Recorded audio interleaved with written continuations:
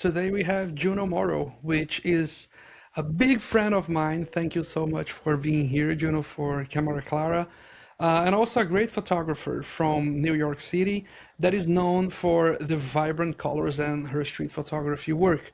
If you go to her Instagram page, which is instagram.com/juno.moro, her name, I'm going to put all the links in this post. You will see a vibrant work full of colors where she captures the spirit of the city very, very well.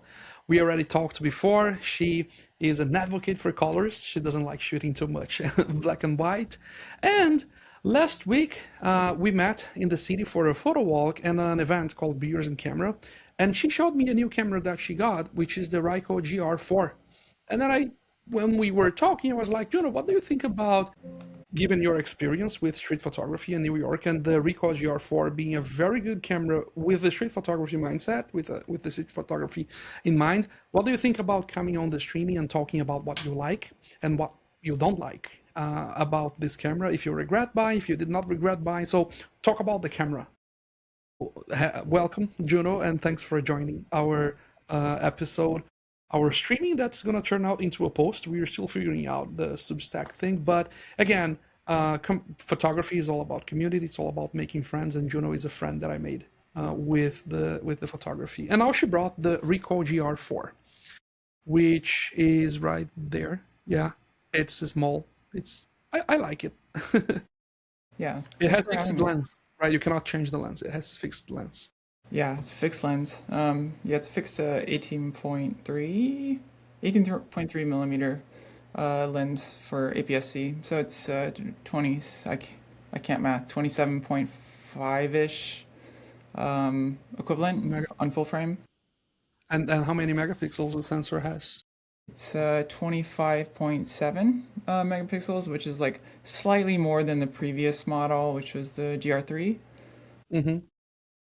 Yeah, because I think the old sensor was no longer on the market, so they had to replace it with a different sensor. So it's the same one as the Pentax K3 3. I haven't been following Pentax, but I heard it's the same sensor as one of the Mhm. Pentax ones. It does So not have a viewfinder, right, or an EVF. yeah, there's It's no L. viewfinder. It's just a screen. It's a low resolution screen too. It's I think it's like a million pixels. I remember you saying that this was a thing that it could be better, right? Yeah, it's fixed. It doesn't have any tilting or any functions. So like, if you're unfamiliar with the GR series, they prioritize very small size. So this is like, I think it's like 270 something grams, very light for an APS-C camera. Mm-hmm. You sacrifice a lot of qualities by getting it in this small size. So one thing is you don't have the articulated screen, you have no viewfinder, but what you get is like you still get you get some dials on the front, on the back, plenty of hard controls. But yeah, it's a trade-off, and yeah, it's a trade-off that I was knowing when I bought the camera. Yeah, it's a compromise. For that size, it does a good job for the size and the portability, right? It fits in the pocket. When you turn it off, the lens gets back and Yeah, so yeah, I don't lens, know. right? It turns on pretty fast as well. Yeah, How it's much pretty time does it fast to take turn on to and go off. from a state that is powered off to a state that is ready to photograph? Yeah, I don't know. Like 1 second, turn it I off and think I on. saw it's like 0.6 seconds, maybe. Yeah, I would say it's less than a second, which is good for a mechanism that needs to engage. Yeah, It has and for like fixed something that lens, right? physically has to change. Yeah, Mm. so it has no zone. The lens is fixed. No. Yeah, it's fixed, which is fine for me. I mean, also it does have like some crop modes built in, so you can have it set to like a 35 millimeter equivalent crop, which is like 15 megapixels or something, and then there's a 50 millimeter equivalent crop, which is small. I can't remember how many, like 6 megapixels or something. Hmm. So you do have those options, and like I mean, with like AI upscaling, like super resolution type things. I don't know. I mean, I haven't used the crop mode. I like 28 for street photography. So, um, I haven't used it. I'll probably use the square though. It does have square cropping as well. Mhm. Yeah, that's interesting. And do you already missed a photo that you wanted to do with it because of any delays, any bug, software crashing, or you saw something and bam? That's a good question. I don't think I've missed any photos. There have been a few times where I'm just getting used to the camera. So I normally use a Nikon ZF for like 90 to 95% of my photography. So like one thing is that like this does have like kind of a small grip, um, and it's actually like pretty adequate. And some other commentators have said that like they have issues with pressing. There's like little buttons here that turn up or down the exposure compensation. Hmm. And some people have problems where they accidentally press that, but I think those are mostly people who are used to the GR3, which had a different setup. I haven't, the only thing is I've sometimes moved the dials on accident when I was shooting. So that, depending on the mode, um, that changed different things. So like I was trying out snap priority mode. I think it's called snap priority mode, which is like a specific like mode dial setting for this camera, in which it basically sets it up for like zone focus. So you set like the specific focal point. So like I can set it to like 1 meter, and then you have like three different depth of field options. So depending on the distance that you're focusing at, it'll set it basically like right now I'm setting it to 1 meter, and it has a depth of field one for f8 and then f11, f16 for the different settings. If I set it to like 2 meters, then it has like f4 as the shallow depth one, 5.6 and 8. And it has like a little visualization. It's probably, I don't have autofocus on this thing, but like um, on the right over here, it actually like shows you a visualization of what's in focus in terms of like the range. It has a range from infinity to 0.3, which is the um, minimal focus distance without the macro mode being on. Mm. That's like really Pretty exciting for good. me. That's one of the reasons I wanted to buy the camera is specifically for the um, snap priority mode and snap focus generally, which is a Ricoh specific thing. I'm not sure if Yeah, I've heard people talking about that specific mode. Let me share my screen and show a post where you shared pictures of the Ricoh, so our audience can see some of the shots you made with the Ricoh, along with the likes and dislikes that you pasted on Instagram. One of the thing is that is a good point is that it's small and light, which is liberating. I remember you saying that your back thanks you your, for yeah. not carrying heavy. Yeah, these cameras are actually good for that. Yeah, Um, I'm an overpacker too, so I'll carry like, several cameras and like six lenses sometimes, and they're mostly not light lenses. So yeah, it's really nice just to have something really light to carry. yeah, it's easy to fit in the pocket as well. Because I had a Fuji X100V, it was not very much pocketable. Like when I put in the pocket, it was like big. This one is more slim. I think it goes. Yeah, I mean, if it's in Yeah, the there pocket, you it's go. fine. I mean, I could fit it in the front pocket, back pocket. I mean, I probably won't put it in the back pocket because I don't want to sit on it. Because I don't want to mess up the like the I don't know what you call it, like the cap closing mechanism. I don't know what that's called. What is that called? So it has some kind of like so there's like a ring on here. So I actually the ring comes off, and I think you can I believe you can attach something that acts as like a filter thread on it, as well as like some of the I think they have some I believe they have some like modifier lenses that you can put Oh, on it that'll change it. yeah, there's a bunch of accessories for for the camera.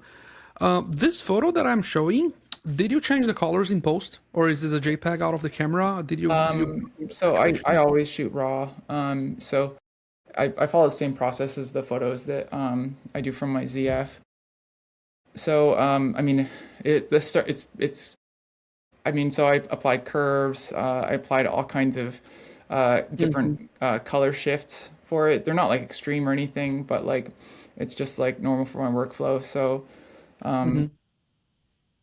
And but the yeah. raw file, do you think the raw file is as flexible as a Nikon? From Well, your Nikon? I think it depends which Nikon, but like in terms of like, I really love the ZF sensor because it has like the most flexibility of anything that I've used in terms of like the high ISO performance is very good. Like I actually like can't think of anything that's better. At least I was checking the other day. I sent you some screenshots of comparing some different sensor readings from DP review at high ISO, and I think like maybe the X what is it, the X2D, the Hasselblad Hmm. might be better, but the GFXs weren't as good, honestly. And so like getting these files which are APS-C, the first night I went out and shot Times Square, and the thing is this lens is a 2.8 lens, so it's pretty slow. So for street photography, it's fine if you're looking for like deeper depth of field, because even at f2.8, you still get some depth of field there, but it does mean that I have to crank the ISO up. I was like Hmm. shooting at like 6400, and yeah, the colors definitely fall apart when you like try to Does manipulate it have them a and do flash? some curves. What'd you say? Does it have a flash? It doesn't have a flash, but it does have a hot shoe. Uh-huh. Um, Would you like it? Would you like it more if it had a flash, like the X100 series? Personally, it doesn't really matter to me. I have a small like so it It's only easy with supports the Godox. Yeah, yeah. like manual flash for the most part, like, unless there's some kind of automated stuff on the very expensive flash accessory that they sell. Hmm. But for me, it doesn't really matter because I can just carry a small flash if I want to use a flash. I'm not like Yeah. huge Another on flash, question. so Yeah. Okay. Another question that I have. Do you know if Godox has the TTL with the right Ricoh? Do they have no, the it doesn't support TTL. the So camera or the flash? The camera doesn't the support camera. TTL. Mm. So yeah, it doesn't. It only supports manual mode, and there's some kind of automatic mode specifically on the one that Ricoh sells, but it's not actually TTL. So I don't know how it works or how well it works. It's just like very expensive. So I was like, I'm not buying that, especially Hmm. when I have Is it a something that cold can shoe? work almost The as well. flash? Is it a cold shoe? The It's a flash? hot shoe. Okay. I mean, right now it's kind of Interesting. cold. So Ricoh may have a flash on their own that I has don't. I TTL mean, I think I mean, I actually don't know if this Ricoh only makes the GR series, don't they? and printers. I mean, in Pentax cameras, because like Pentax is the other part of it, and I think Pentax has a TTL protocol. Um, so like, I mean, if they did release something, I think I would assume that they would just use the Pentax protocol. Um, but yeah, I'm not sure because I feel like they've only been selling the GRs. Um, like I can't think of any other digital Ricos. Yeah, only the Ricoh GR. Yeah. I have a friend who has a GR3, and they do different series, like the blue ring, the orange ring, like on the lens Yeah, there's ring. like the Urban Edition and the Yeah, something else edition. different focal lengths, But those right? are just cosmetic differences. The Just only cosmetic. substantive one they have is the X version. So they Hmm. have like the GR3X, which instead of having a 28 millimeter equivalent lens, it's like a 40 millimeter equivalent lens. So a little bit different for people who aren't as comfortable with 28 millimeter. Hmm. But yeah, they I haven't see. released one for the GR4 at this point. Yeah, I see. You said HDF mode is really intense, and what HDF stands for? Uh, High so it's dynamic highlight range diffusion filter. diffusion filter. Okay. Yeah, so similar to the X100 series, there's like an internal filter on the Mm. inside of it behind the lens that can like swap in or out. So they have this version has an HDF filter. I don't know what you call it. The vanilla version, the regular version, is a two-stop ND filter. So I actually was waiting for this one to come out because I do like a little bit of diffusion in my images. It ends up like it's a lot of diffusion. So it's like in that Instagram post I put up, none of those images are using the diffusion filter. Mhm. And yet you can still perceive diffusion like on the first shot of the stairwell. So I don't know how often I'll use it, but it is like nice as an option to have. You just press a button and it just pops the filter in. So like one thing when I use like another filter that's like uncoated, you end up getting these reflections and stuff on the glass from like uncoated Tiffin filters. Like if you're using like glimmer glass or Mhm. black pro mist or something. And so having it behind the lens is really nice because you're not going to get any kind of disturbances like that. Yeah, I remembered I used the ND filter a lot on the X100V, and it Mm. was good. Like with tripod, I was on Kenai Island once, and I got the lights of the activity, the stuff moving with the ND filter, and it's a pretty nice thing to have. The How many stops is it? Do you know? I think it was three. I don't Okay. remember, but it was pretty lots of light were lost. Mm. That also has a Well, faster lens though too. That has an f2 lens. it is. Yeah, So yeah, a little more X100. useful also. Yeah, and the Flash has TTL, and you have all the Fuji system, which Yeah, I mean I think that the Fuji X100 series, I think those are probably much nicer cameras with like a lot they more don't feel as features. plasticky as the Ricoh, for sure. What's that? They don't feel as plasticky as the Yeah, I Ricoh, mean, this the thing is Fuji. like, like the buttons are kind of, they feel like kind of loose on, and like I handed this to you before and you could like feel they just like don't feel very sturdy. Yeah, Also, yeah. uh, in the like lens mechanism or what is it called? How it like contracts and stuff. Some I could already see like hairs getting stuck in there and things. Mm, mm, Also, the battery compartment just feels like this feels so easy to break off. Like it just feels really loose. It's not weather sealed. So, that's a big complaint people have about the 4. They were looking forward, people who use the 3, looking forward to weather sealing. Ricoh says that they can't do it without changing the size. So, it's a compromise, but yeah, I think the Fuji X100 is weather sealed. yeah, I think it's weather sealed, but you need some kind of attachment or something. That's what I You read, do, yeah, a which hood, is a lens weird hood also. that has gaskets around. Yeah, Like, this why would is they the do that? Ricoh, right? 1500, Yeah, and they're like back ordered, so you can't really order them freely anywhere. I bought this HDF model, which it costs $100 more. mhm. But I didn't have to wait that long. I think I waited, what did I told you, it's like 10 days. It felt like a longer time because I'm not used to waiting. Hmm. But yeah, Yeah, these buttons are the ones you were saying it feels cheap, right? This dial yeah. and the The plus and dials minus. are okay. The dials are not bad. Uh-huh. Um, yeah, I the feel shutter it's feels good. small for my hands. Yeah, I mean, I think for me it feels good. Some people find it uncomfortable. Um, I have like medium sized hands, and it feels fine in my hand. Um, I did have like when I'm shooting street photography, sometimes I like to go above or below, and I do find that it's like for some reason it's a little bit harder to um, compose with this, like in a controlled way. Maybe because it's so light that like my movement. Hmm. It could just be I need to get used to it, but I think overall the ergonomics are really really good for how small they are. Um, I think the all the buttons feel well laid out, Hmm. and Do you feel it's more expensive than it should? oh, absolutely, it should not be this expensive. Yeah. So I think it's like, I mean, there are several factors. There are tariffs, which are apparently never going away.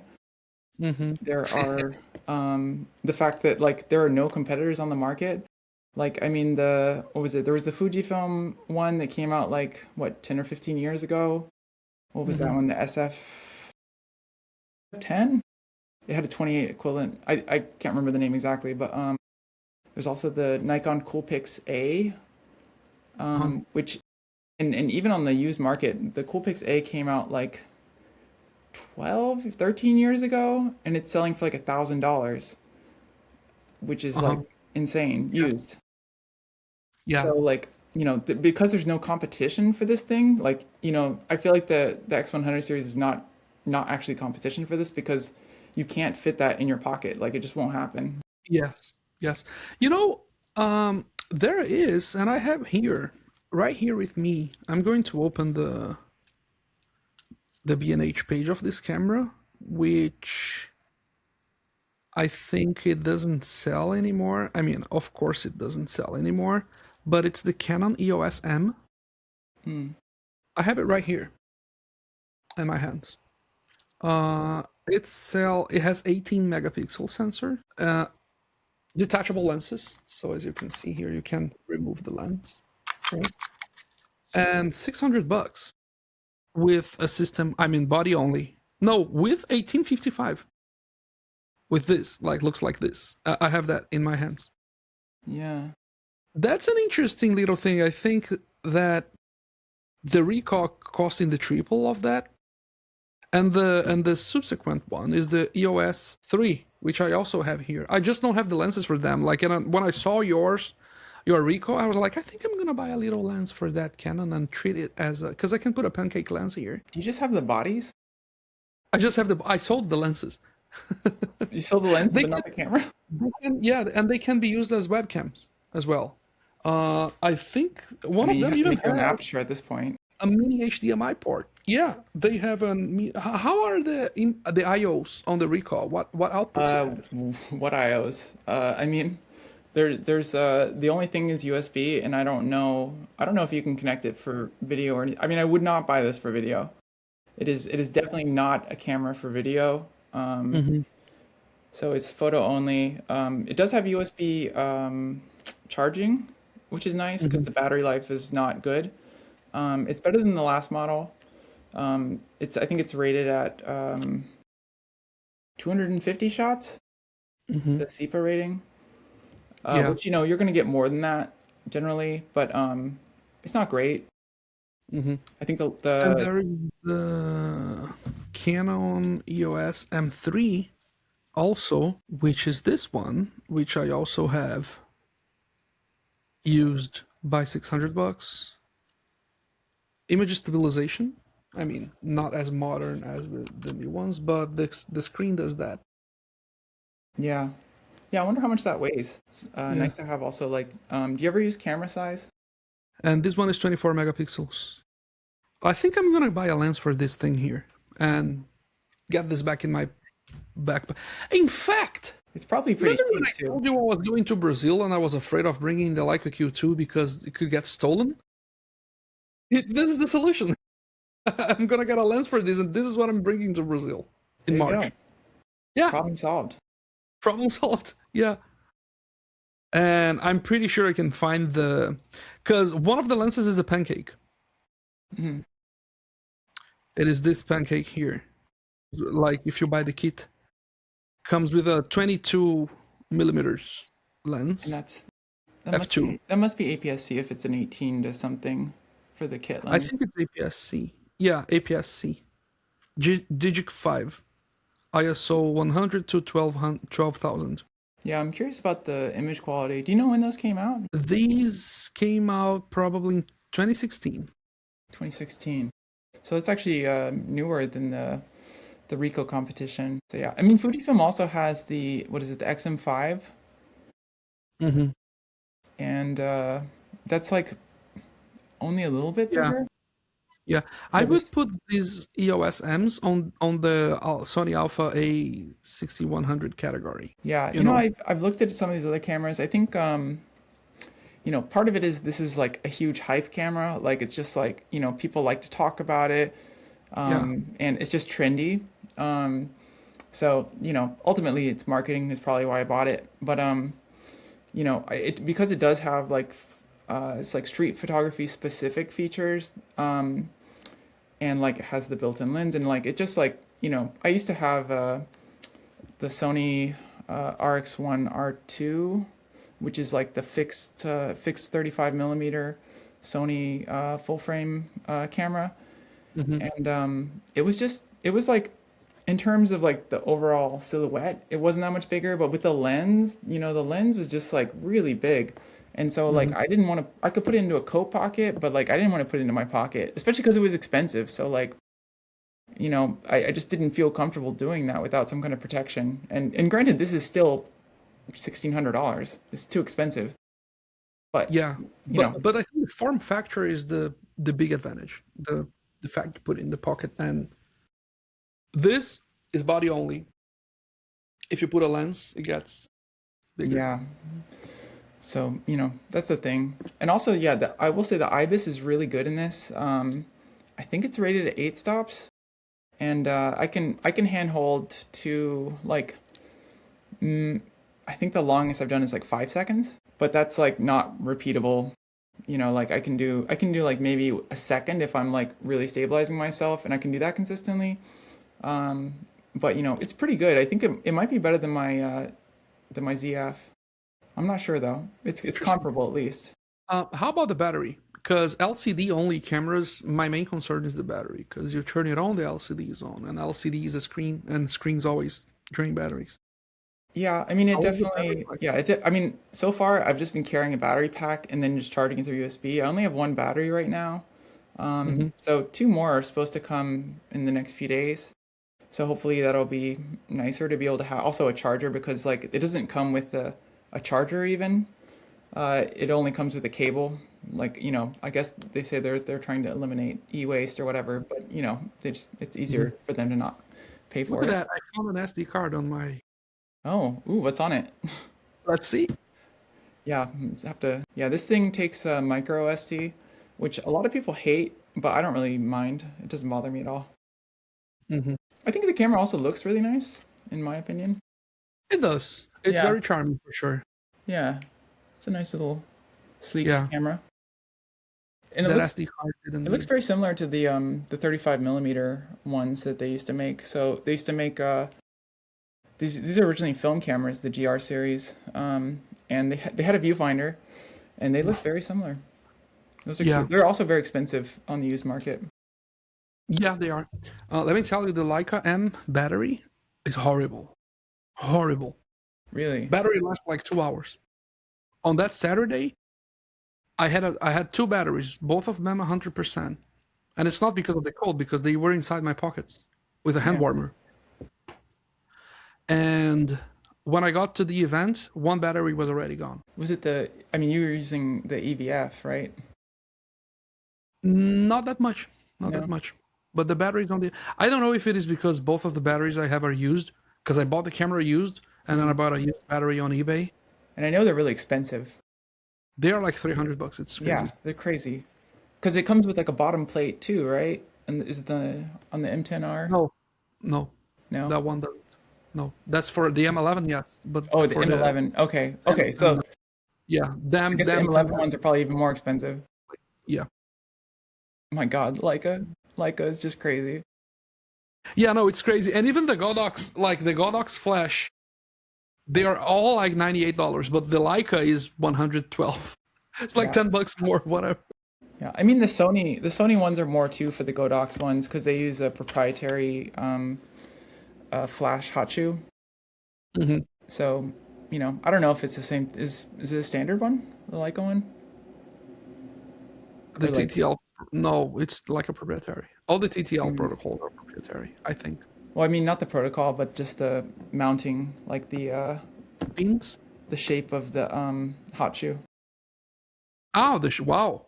No, Leica uses a default. I can put any flash on it. Okay, yeah, because I think Sony's are not. They're weird. Wow, I didn't know that. Yeah, I think because they wanted to. Yeah, I think they changed it so you It's could a do Sony certain thing. some kind of monitors on there or something. Yeah, Sony is usually very Sony centric. I remember that on early 1990s, they had like different flavors of memory sticks. It was like memory stick pro, memory stick duo, memory stick this, and then the memory stick on the PlayStation and memory stick like crazy. Yeah, Um, yeah, that's and very then what cool. was it? Mini disc. Yeah, MD. Um, Yeah, yeah, memory stick, I memory think disk. it's a part of the Japanese culture because Nintendo is also very proprietary with these things, Yeah, like the and cartridges, the game cartridges, most of and their the proprietary stuff like didn't yeah, a lot of those things didn't do well, like the N64 add-on, the 64DD disk drive, which used like yes, proprietary disk technology, didn't even reach outside of Japan. yeah. What do you think about shooting? When do you feel start having? When do you feel that image degradation starts coming when as you increase ISOs on the Ricoh GR4? I mean, I think it's 800? okay at 3200.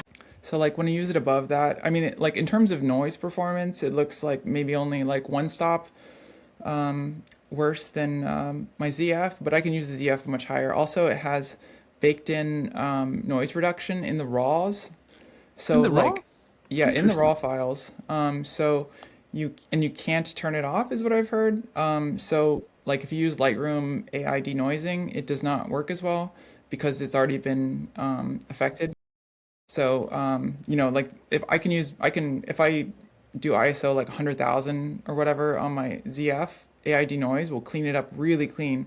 But if I use AI denoise in Lightroom on my like 6400 shots in here, it doesn't really make any difference, and sometimes it looks like it introduces more noise, which is That's weird. crazy. Raw Yeah. files should not be processed at all. Yeah, you'd think so, but it's there. I Yeah, want to yeah, mention the lens. The lens is really good on this thing. It's very sharp. No issues at all with the lens. Really good. interesting. Yeah. All right. Do you have anything else that you would like to say about this camera? Do you regret buying it? You don't need to say if you did. I do not regret buying it. And honestly, like I feel pretty good about the camera. It has a lot of downsides, as I said, but I think like the snap focus really makes a big difference. And I didn't really talk about that. The snap focus just being like, it's basically just like zone focusing, but like it basically will snap to a specific distance to focus at, and you can set it and you can quickly change it. So I can very quickly and easily switch between autofocus and snap focus. So I can set snap focus to like 1.5 meters, and then I can just tap for autofocus. Mm, So I can like I use snap focus for when people are crossing me or really close. If I very understand easy. they're at a predictable distance and I have enough depth of field, I just use the shutter button. And then if I want to focus on someone further away or closer up, I just tap it, and it's the autofocus, like the autofocus what is it called, auto area focus or whatever. The like Uh-huh. broad. I know they're Uh-huh. all different names, but Does it do that eye one's not. detect? It has eye detection and face detection, but it's not very good. Okay. So if it has to choose the where to focus, it's not very good. But if you tap to focus, it's reasonably fast. It's fast enough. Hmm. So I've Does it I've been have finding a lot of success with that. Does it have auto ISO? Yeah, it has auto ISO, so I pretty much use auto ISO That focus is for interesting. everything. Yeah. So I set the limit to 3200, and then if I need to, I can go up higher to 6400. I could go up higher. Everyone else, it would just depend on what they're comfortable with. Hmm. I'm Hmm. very accustomed to very clean raw files, so I try to Yeah. keep it on the lower end with this. Another question. How do you feel using the camera with LCD only? I remember Oh you yeah, saying something like, I look like a tourist. Is that yeah. good or bad for Yeah. photography? So in Does my people take head, it more or less seriously? I was like, when I like, cause I just like do this, I do this everywhere, and I just look like an idiot, and it's great because like nobody thinks anything of it because like they're Yeah, like, nobody thinks you're doing something more serious with it. Like, yeah, because it just looks like a tiny little point and shoot. And it's just yeah, like, and I just yeah. keep it out, and I've been shooting street for decades. Oh, I'm so old. And so like I'm used to having all these tricks where like, I look past people, I don't make eye contact. And like, so they don't Yes. suspect that I'm even taking their picture. I just look stupid. Like I just don't know what I'm doing, or I'm taking photos of everything Oh, yeah. indiscriminately. Yeah. This just gave me an idea of writing a post, which is how much of the camera you're using affects the street photography shot. How much of it contaminates the scene. And I can Mm, tell you, when I go out with a small camera, nobody challenges me. You want to have bad photos, grab this. Like this is a GFX with the 110. It's a beefy thing. When you do this, all the photos I have, all the photos this lens capture, people like it contaminates a lot Yeah, for sure. because it's big. And when you have something like this, which is like, as you said, like you look like a tourist, you look like a non-hostile person. You're not gonna sell their photos. You're not gonna. You look like a tourist, Yeah, and then that's the people. best because like you're inconsequential to their world, right? Like you're from somewhere else that you probably don't speak English. You're just like, Exactly, they're not exactly. going anywhere because they're bad. Yeah, And so, I think I this actually here don't was I don't mind about. the lack of a viewfinder at all. This is not the Uh-huh. first camera I've owned without a viewfinder. I've had several others.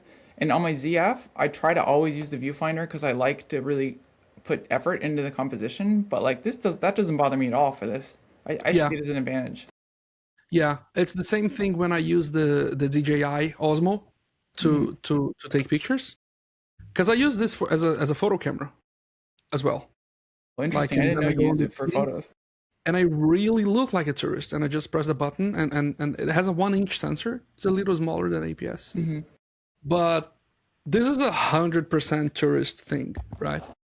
With the Yeah. gimbal and the let me put here on the white background. Yeah, that's an So with the interesting one. gimbal and everything, and I use that as a photo camera a lot, and it's a powerful weapon for street photography. The smaller the camera, and I don't see that many people talking about this, about the form factor of the camera you're using impacting on the success or failure of your street photography. Because when I bring I only did it once. I got with because I wanted to test this lens, and I was like, I didn't have the flash transmitter, of course, but this is way big. For Yeah. this, I mean, it's intimidating.